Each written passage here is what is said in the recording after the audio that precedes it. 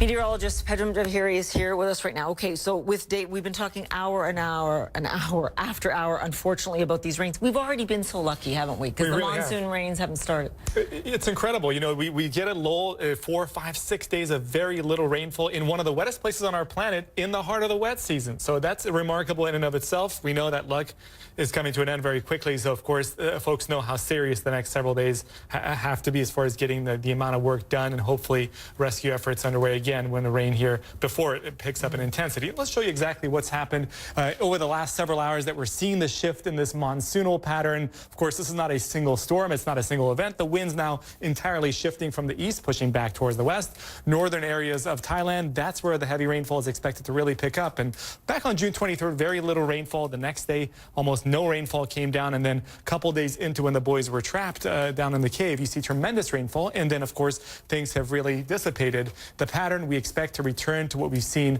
in those initial days when the boys were initially trapped there. And of course, the water filled the caves. And you notice each and every single afternoon over the next 3 afternoons, we get thunderstorms that develop. This is a telltale sign of the monsoons really taking shape. And the forecast brings just a couple of millimeters by this afternoon and this evening. Not a tremendous amount just yet. So really Monday becomes a key day as we go in towards Tuesday, say 11 a.m., noon, 1 p.m. Tuesday, and then through much of the afternoon, some heavy rainfall is certainly expected.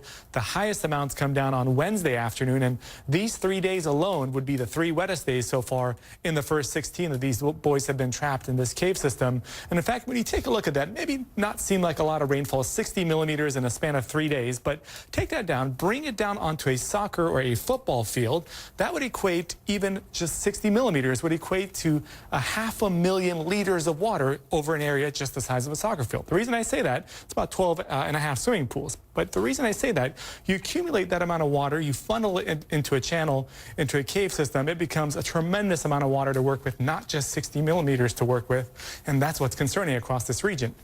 Notice over the next 7 days, potentially as much as 150 to 200 millimeters could come down. And of course, the landscape across this region, very mountainous near the cave entrance, all of that water will want to funnel downstream. And Paula, when you look at that and you try to think about how much water that is, just 60 millimeters turning into 500,000 liters of water over just a football field size area. And then of course, there's a lot more of that area than just one football field.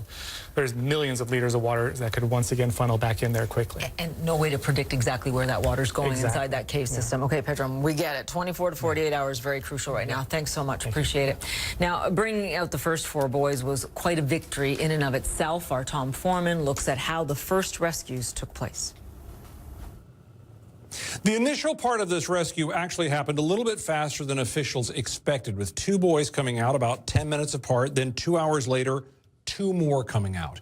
And that was possible only because of a massive effort to pump out so much of the rainwater in this cave that some portions of it became walkable. Now, other areas still remain completely submerged, and that's why these divers had to go in there and put these boys into full face masks. There were 18 skilled divers in the cave at this time, and as they brought them out, they used this configuration. A diver would go up front, tethered to the boy behind him, carrying the air supply for that boy behind him. They're all following a line, and then another diver would come there backing up the entire effort. How many parts of the cave do they have to do this? It's not really clear from the maps as we can see them so far.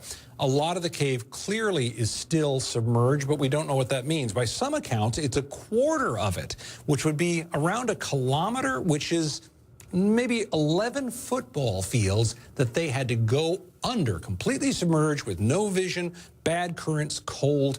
That's a huge ask for kids who've never even been in scuba gear, and yet they managed to get 4 of them from in there out here. And now they have to get the others. First thing, they've got to replenish those oxygen supplies because they've used up everything. They're starting all over. That's going to take some time, but they don't have a whole lot of time. Look, all of the pumping effort has been aimed at the rain that collected from the time the boys disappeared. They've had a little lull in here, and now the monsoon rains are coming back in earnest. And that is giving an urgency to this effort beyond even what we have seen so far.